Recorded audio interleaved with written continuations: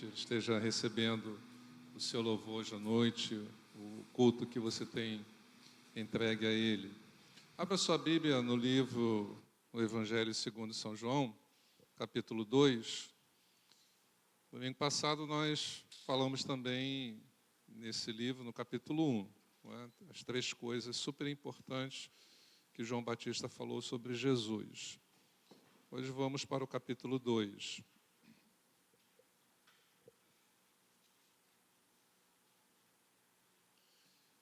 E nós vamos ler do versículo 1 até o 11, mas o que vamos pensar hoje à noite é sobre qual é a missão mais importante que Jesus veio realizar.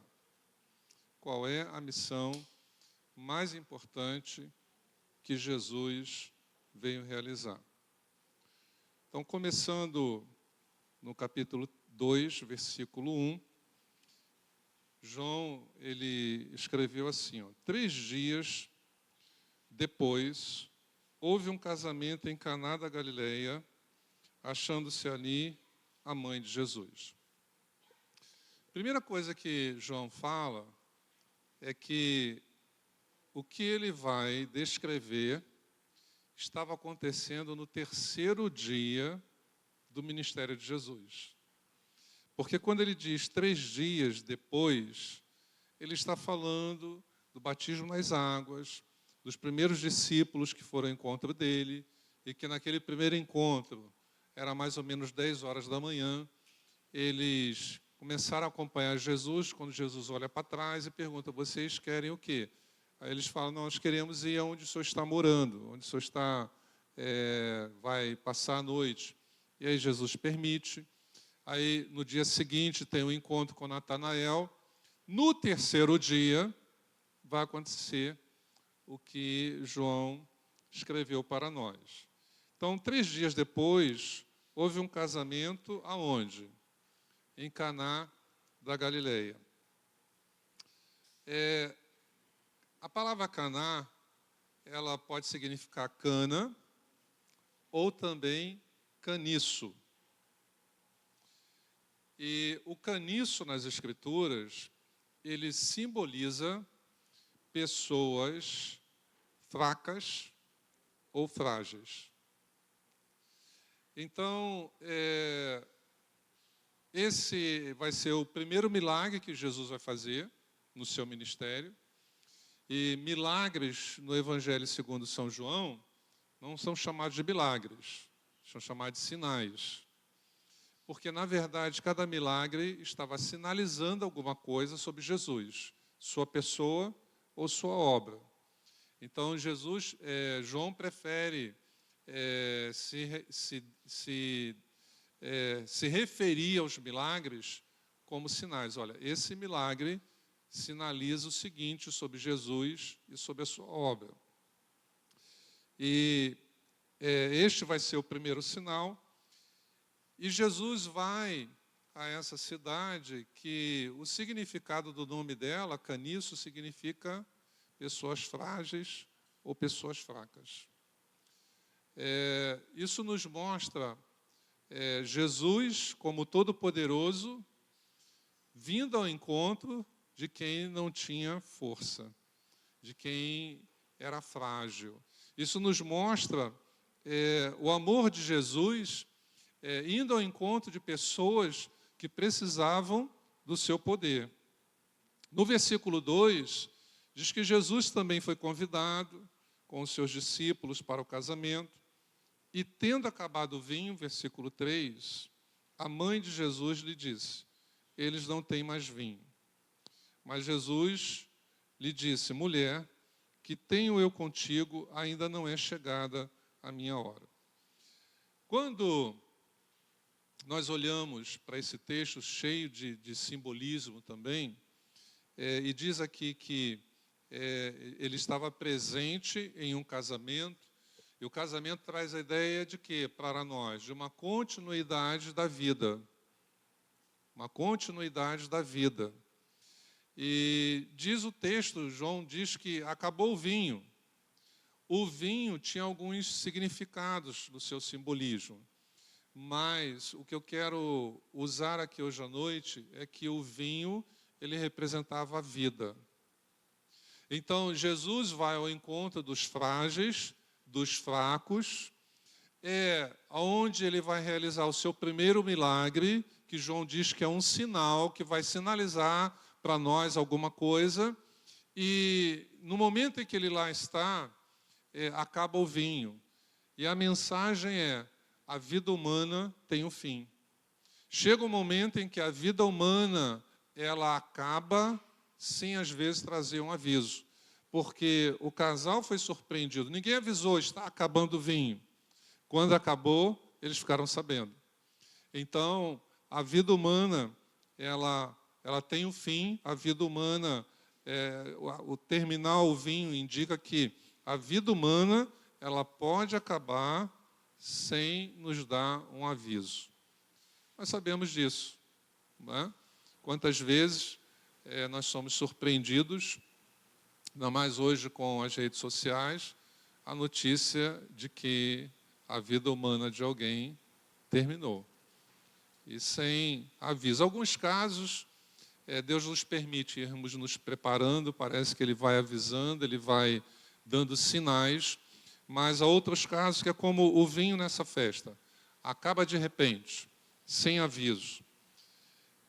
E João fala, então, no versículo 5, Jesus vai começar a agir, e Maria, mãe de Jesus, ela fala aos serventes: fazei tudo o que ele vos disser.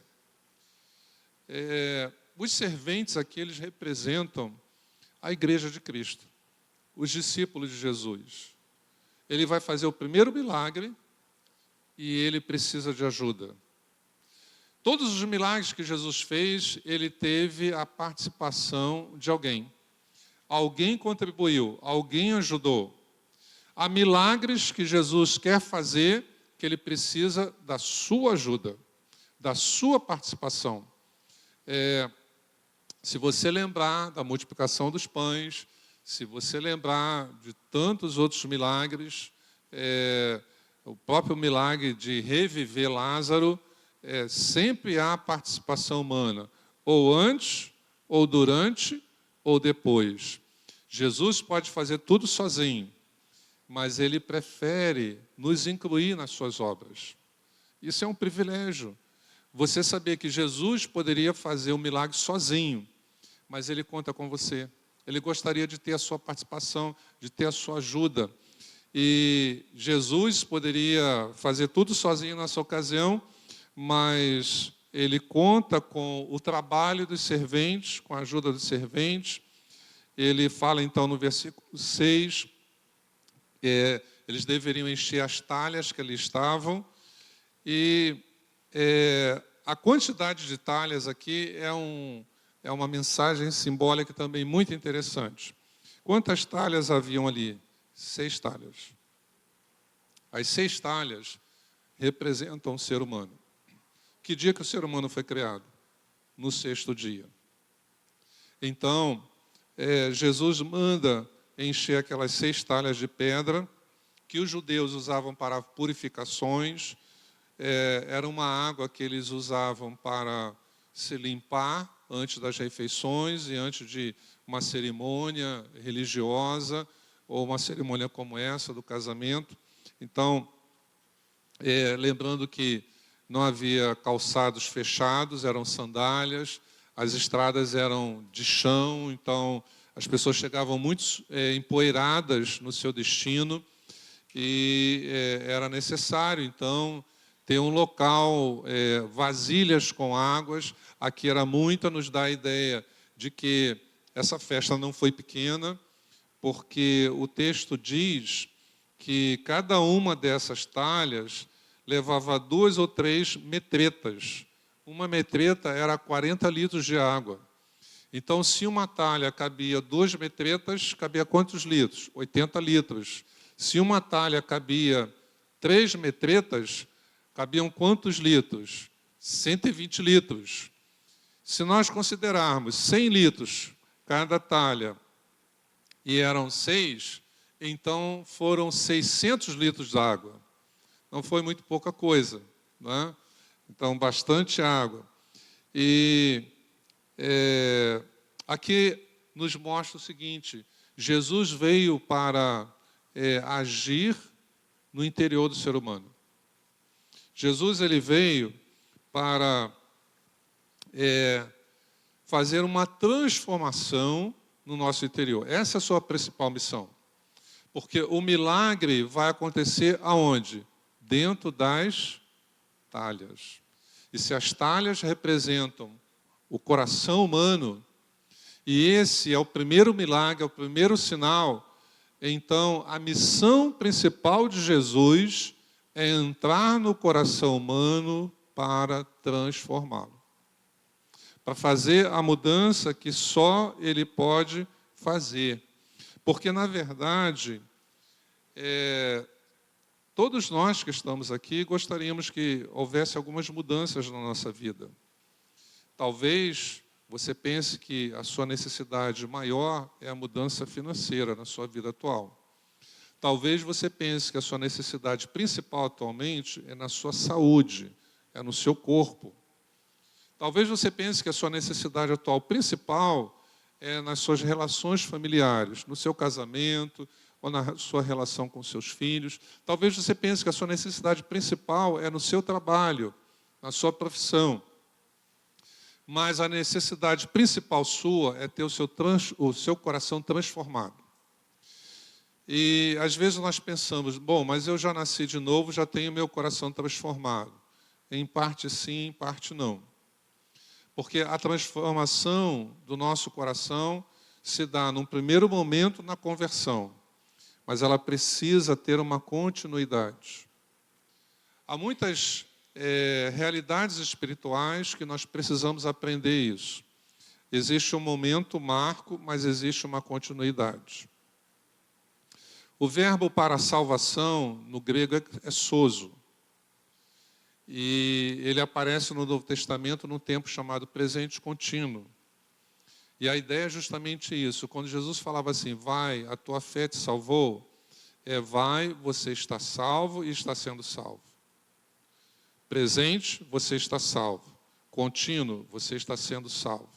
Não é uma vez você está salvo, salvo para sempre, mesmo que você resolva abandonar o caminho. É preciso haver uma continuidade. Somos batizados com o Espírito Santo. Existe o presente, o coração purificado. Não cocheamos mais entre dois pensamentos, mas é necessário haver uma continuidade. O processo de consagração e santificação precisa continuar. E quando o cristão não entende isso, ele pensa, não, já aconteceu, não tem que fazer mais nada. É fato consumado. Sim, aconteceu, é fato consumado, mas é preciso haver uma continuidade. E, nesse sentido, então, a primeira transformação do seu coração se deu na sua conversão. Quando você se converteu, se cumpriu a promessa de Deus. E veja no livro de Ezequiel, capítulo 36, versículo 26, lá Deus ele diagnosticou que o problema principal de Israel não era o financeiro, não era o conjugal, não era o familiar, não era o profissional. O problema principal de Israel não era nem no sentido de qualquer outra coisa, mas o problema principal de Israel era o coração. Então, para que Israel tivesse uma vida diferente, era necessário mudar o coração, transformar o coração de Israel. Então, Deus fez uma promessa. E em Ezequiel 36, 26, Deus fala assim, dar-vos-ei coração novo, e porei dentro de vós espírito novo. Tirarei de vós o coração de pedra, e vos darei um coração de carne. Deus estava dizendo o seguinte, olha, para que a sua vida espiritual, Israel, possa mudar, eu preciso mudar o seu coração. Vocês têm a revelação, vocês têm as escrituras, o problema está no coração. Então ele fala, para que esse problema seja resolvido, eu vou fazer uma promessa. Chegará o dia que eu vou dar um novo coração. Eu vou tirar o coração de pedra e dar um coração de carne. Nós sabemos que há o reino vegetal, há o reino animal e há o reino quê? Mineral. A pedra pertence a qual desses três reinos? O reino mineral, que é inanimado, que não tem vida, não tem sensibilidade. Qual é a sensibilidade da pedra, da rocha? Não tem. Então, Deus diz o seguinte, olha, o problema principal é que o coração de vocês é insensível à minha presença e à minha voz. Então, mesmo tendo a minha revelação e tendo a minha palavra, vocês não conseguem me amar como eu gostaria. Então, eu vou tirar esse coração que não ouve a minha voz, que não sente a minha presença, e vou dar um coração de carne. Aí um coração que sente a dor, que sente a presença. Um coração com sensibilidade. Deus estava dizendo, o problema de Israel é insensibilidade espiritual no coração. Então ele faz essa promessa. Jesus, quando ele vem, ele confirma esse diagnóstico de Deus, que o nosso problema principal é no coração. Veja Mateus capítulo 15, versículo 19, Jesus fala assim, porque é do coração que vêm os maus pensamentos. Algumas versões vêm maus desígnios, mas a maioria delas coloca maus pensamentos. Os crimes de morte, os adultérios, as imoralidades sexuais, os roubos, as mentiras e as calúnias. Interessante que, às vezes, nós podemos pensar, bom, essa lista aqui é meio pesada, eu não cometo crime de morte, eu não sou um adúltero, eu não ando em imoralidade sexual, eu não sou um ladrão, eu não minto e eu não calunio ninguém. Mas quem escapa do primeiro item? Maus pensamentos. Quem escapa do primeiro item que Jesus fala, que procede do coração humano? Quem que pode dizer, eu nunca pensei mal de ninguém? E às vezes, não é pensar o mal desejando o mal, mas é pensar alguma coisa errada sobre alguém e essa pessoa não fez. O juízo precipitado é achar que disse e não disse, é achar que tirou dali e não tirou dali, né? Que mexeu e não mexeu. Então, Jesus ele fala, olha, o problema é que do coração vêm os seus maus pensamentos. Ele está confirmando o que o pai dele havia falado lá em Ezequiel.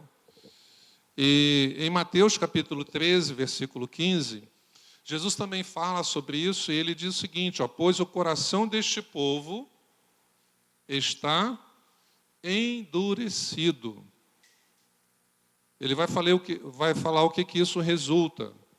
Ouvem com dificuldade e têm olhos fechados, de modo que os olhos não veem, os seus ouvidos não ouvem e seu coração não entende.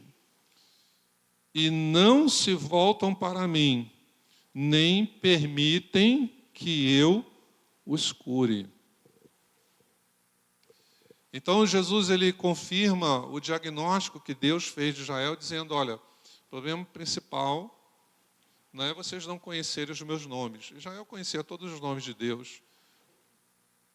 Jeová Tsetkenu, Jeová Rafá, conhecia todos os nomes de Deus. Israel conhecia todos os livros de Moisés, os escritos, a revelação. Podemos dizer assim, Israel conhecia a Bíblia. Israel conhecia a pessoa de Deus, o nome de Deus. Israel conhecia as promessas de Deus, o que Deus havia falado sobre a vinda do Messias. Muito conhecimento bíblico. Mas o problema de Israel, vamos dizer assim, como povo de Deus, como alguém que pertencia ao reino de Deus, era aqui dentro. Dentro aqui da cachola, era o coração. E Deus fala, olha, eu vou resolver isso. E só posso resolver isso transformando esse coração que está aí dentro. Jesus então vem e fala, olha, realmente é do coração que procedem as coisas que contaminam o homem. E ele diz, olha, esse povo tem um coração endurecido. E por isso, ouvem com dificuldade, têm olhos fechados para as coisas espirituais, de modo que vê, mas não vê, e os seus ouvidos não ouvem, escutam, mas não ouvem, e o seu coração não entende. E ele diz assim, olha, o diagnóstico que ele faz ali, e não se voltam para mim, nem permitem que eu os cure. Jesus fala assim, questão do coração. Então, a missão principal de Jesus teria que ser o quê? Transformar o nosso coração. Não é transformar a nossa vida financeira, embora ele possa fazer isso também. Não é transformar a nossa vida profissional, embora ele possa fazer isso também. Não é somente nos levar para o céu, para a partir da nossa partida deste mundo, começarmos a gozar da vida eterna.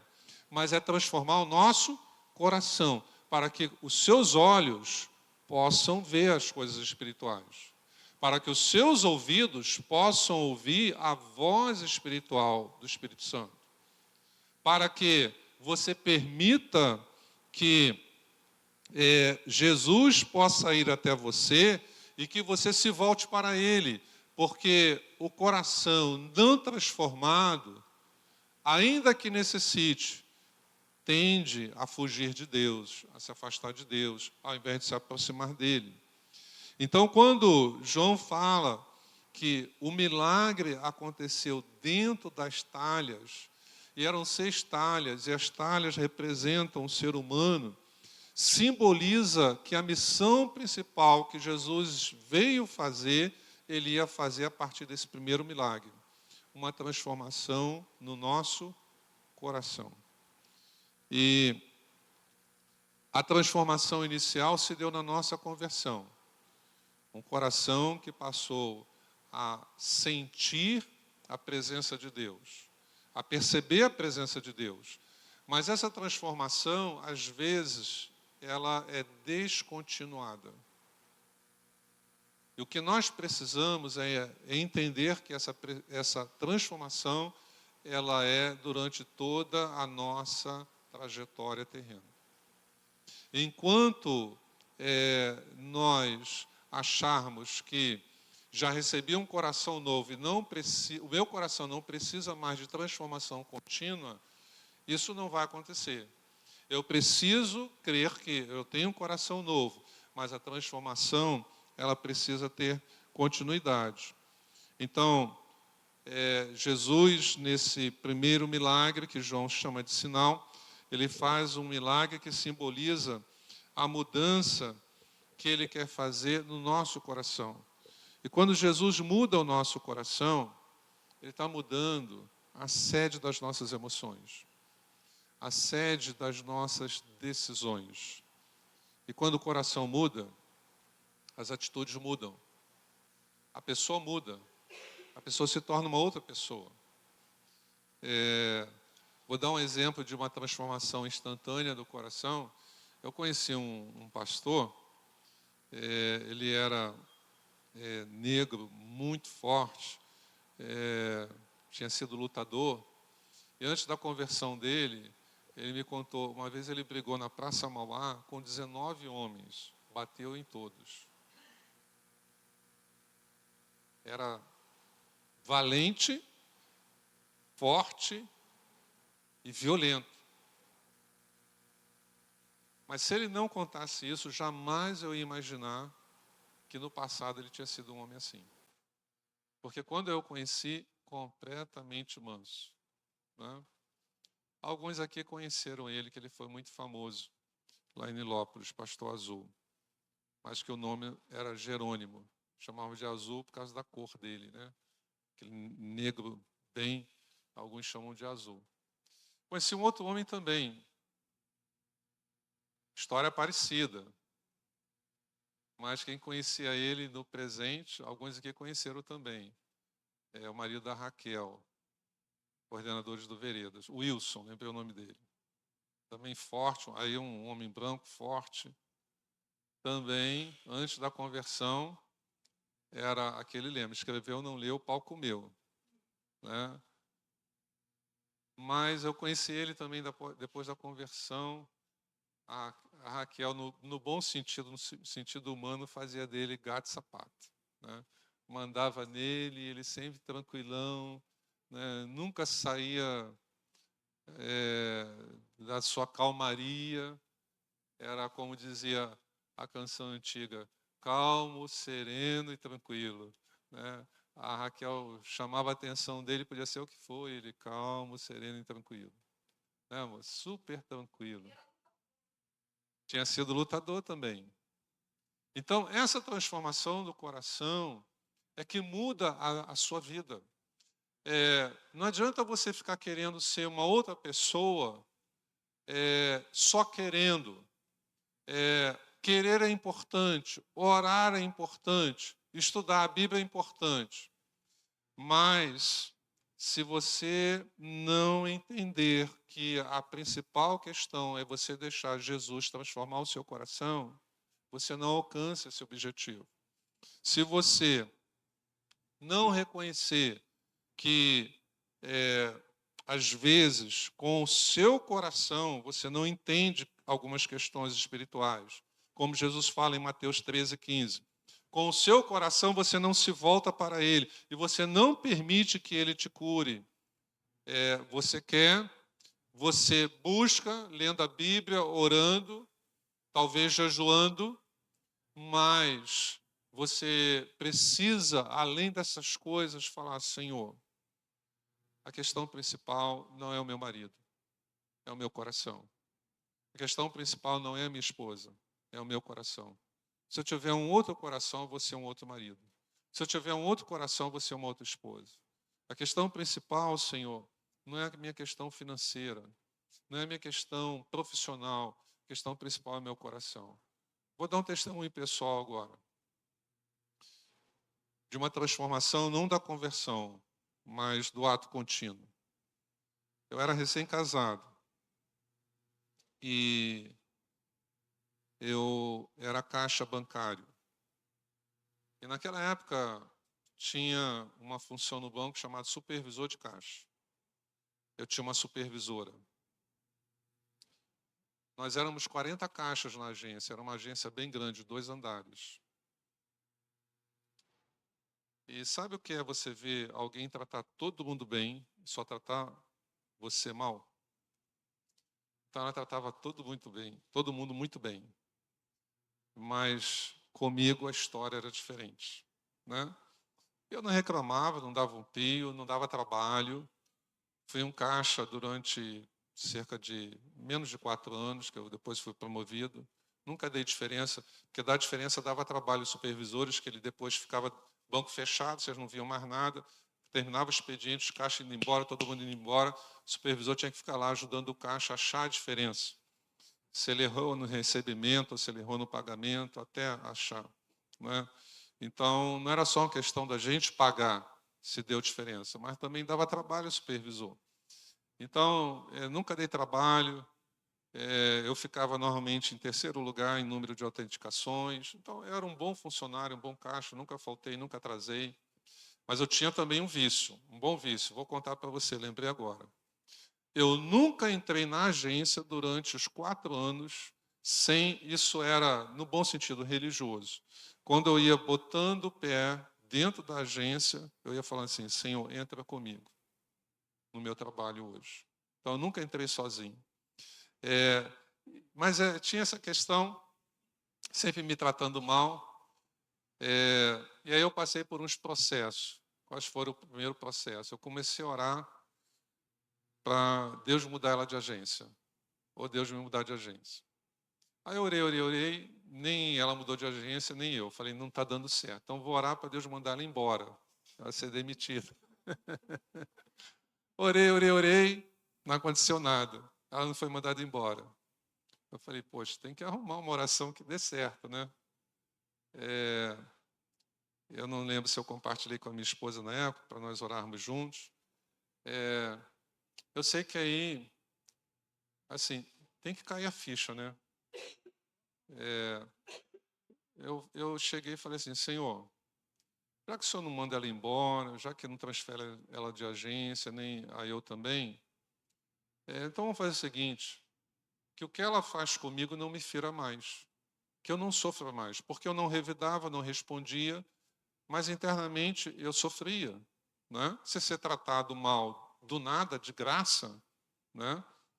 E eu tinha um colega do lado, um colega do outro. Imagina, se o superior vem sorridente, com educação, por favor, o colega do lado, o outro colega, quando é com você é diferente. Fica notório, né? Nem disfarça. Mas depois que eu fiz essa oração, e que na verdade eu não usei o termo, mas era para Deus transformar o meu coração. A situação não muda, então eu mudo. Então Deus muda o meu coração. Sabe o que aconteceu? O que eu pedi a Deus aconteceu. Ela não mudou, continuou me tratando da mesma forma, mas eu não sofria mais. Eu não ficava chateado. Não fazia oração de retaliação. Né? Mas olha como é que termina a história. Ela foi promovida à subgerência. E a agência era muito grande, então tinha subgerência, gerente da poupança, tinha subgerente do gerente geral, tinha um outro subgerente lá, tinha um monte de gerente, mas ela foi promovida a gerente da poupança. Como a agência era grande, então os caixas da frente da agência eram de conta corrente e os caixas de trás eram de conta poupança. Naquela época tinha muita conta poupança, não era como é hoje, né? Então tinha muita. Eu lembro que o banco que eu trabalhava comprou a KPM também, aí veio um monte de clientes de poupança. Então, tinha muito atendimento da poupança. Aí ela foi promovida para quê? Subgerente da poupança, gerente da poupança. E eu fui promovida a supervisor, a função que ela exercia, supervisor de caixa. Aí eu fui ser supervisor dos caixas de que setor da agência? Da poupança. Só que aí eu já tinha mudado. Quem Deus mudou agora? Ela. Ela como gerente, não sei como é hoje, né? Naquela época, dependendo do cliente, não enfrentava fila, né? Dependendo do cliente, o cliente vai direto à gerência, deixa tudo lá. Naquela época era um pacote de cheque, pacote de dinheiro. E depois eu pego. Aí o gerente é que providencia tudo aquilo, né? Então, ela saía da gerência e vinha lá no setor da poupança e mudou completamente. Luiz, ela podia mandar. Ela não precisava falar assim, mas, Luiz, dá para você, por favor, fazer isso aqui? Não é que virou sorridente e tal, mas assim, o tratamento mudou. Então, é, tem situações na sua vida, você precisa hoje à noite parar de ser teimoso e pedir a Deus para mudar. Se você não aceita Deus mudar o seu coração. Se você acha que a mudança do seu coração na conversão, ela é total e não precisa mais de aperfeiçoamento. A mudança foi total no sentido, você não sentia a presença de Deus e não ouvia a voz de Deus. A partir da conversão você passou a sentir. Mas essas outras transformações, aprender a perdoar, aprender a não viver reivindicando direitos, né? Aprender a andar a segunda milha, aprender a ser humilde ao invés de ser orgulhoso. Essas transformações, elas precisam ser subsequentes à conversão. Senão, nós estagnamos. Então, esse primeiro milagre Jesus fez para mostrar que a missão principal dele é transformar aquilo que está dentro de você e que te causa os seus maiores problemas. O seu coração sendo transformado, situações na sua vida que te incomodam, possivelmente não vão mais te incomodar, como aconteceu isso comigo. Se o outro lado vai mudar ou não, não é sua preocupação. Quando o Senhor mudou meu coração, eu não estava mais preocupado que mudasse ela. Eu orei muito para Deus mudar ela, não mudou. Ela mudou quando eu mudei. E quando eu mudei, eu nem orava mais para Deus mudar ela, porque não me atingia mais, não me fazia sofrer aquele tratamento injusto. E, continuando aí no versículo 7, Jesus manda encher de água as talhas, e no versículo 8 manda tirar. Quando tira, o milagre havia acontecido. E no verso 9 e 10 é a reação das pessoas, a alegria com aquele produto novo. Se você permite que Jesus transforme o seu coração, o ambiente que você está vai ser mais alegre. As pessoas vão ser mais alegres à medida que o seu coração for mais transformado. Seu cônjuge, seus filhos, as pessoas com quem você convive. E no versículo 11, João diz que com este milagre, tá, que ele vai chamar de sinal, Jesus deu início aos seus sinais e manifestou a sua glória, e os seus discípulos creram nele. Que glória que Jesus manifestou? Uma glória reluzente, como na transfiguração? Não. A glória de poder transformar a mim e a você por dentro. Essa é a maior glória de Jesus. Poder dizer assim: Pastor Jerônimo era um antes da conversão. Quem te viu e quem te vê.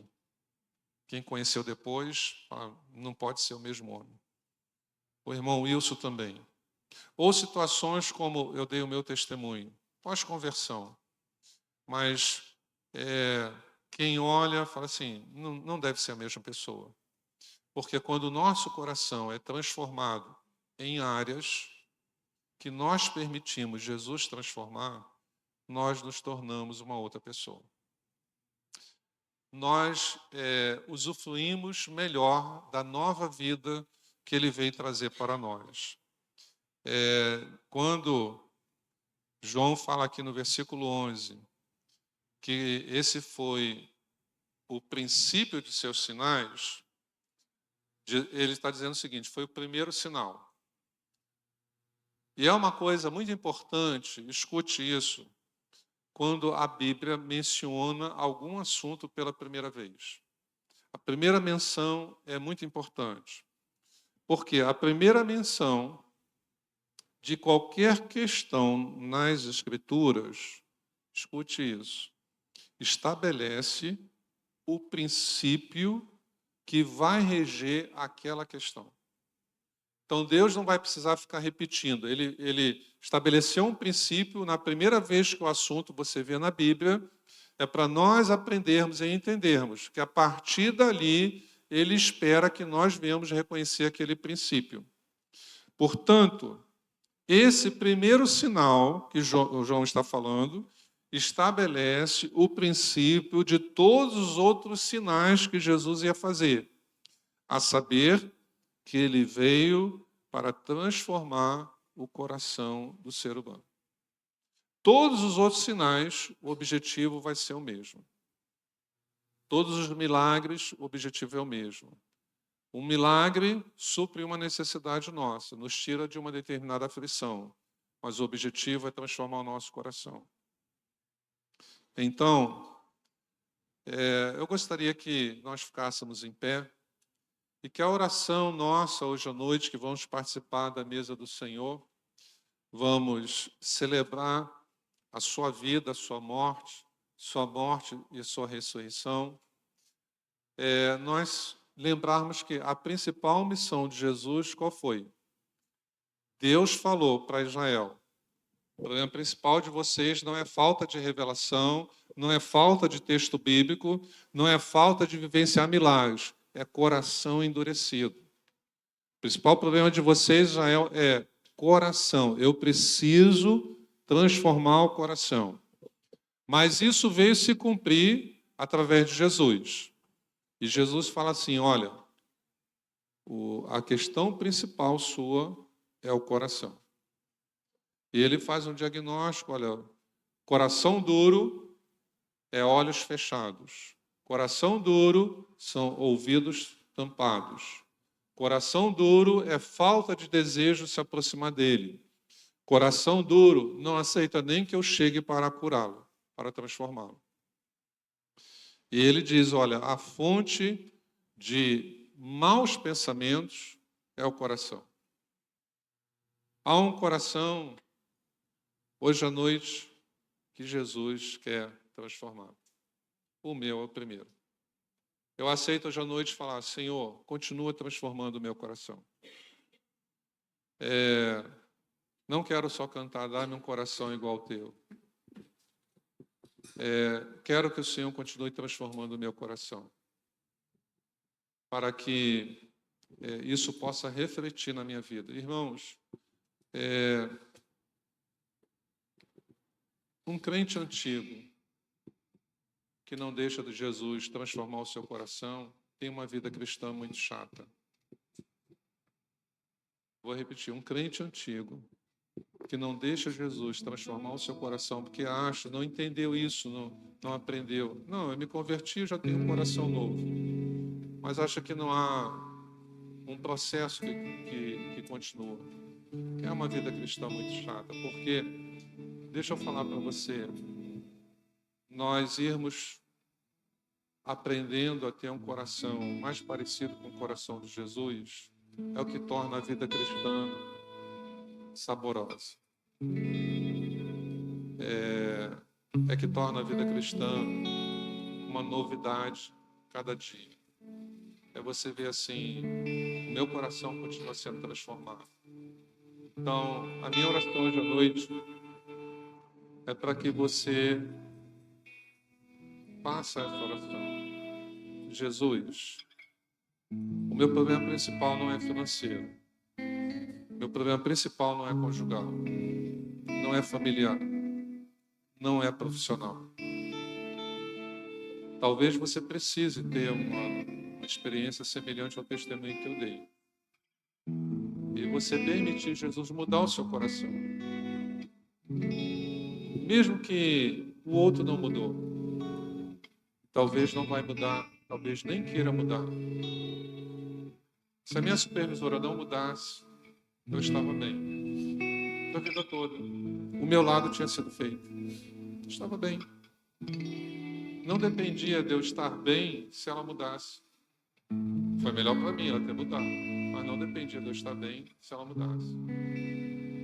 Porque eu havia...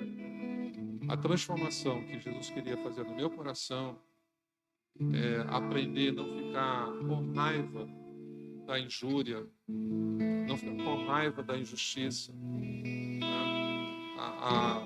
de certa forma ser indiferente com aquilo, não ser mais atingido. Era o que o Senhor queria ensinar, mudar no meu coração. Eu não ficar pedindo, eu não ficar fazendo apelo, como eu preguei hoje de manhã, que Deus fizesse a minha justiça naquela situação. Deus fez a justiça dele, que era mudar o meu coração. Então, curve a sua cabeça, feche os seus olhos.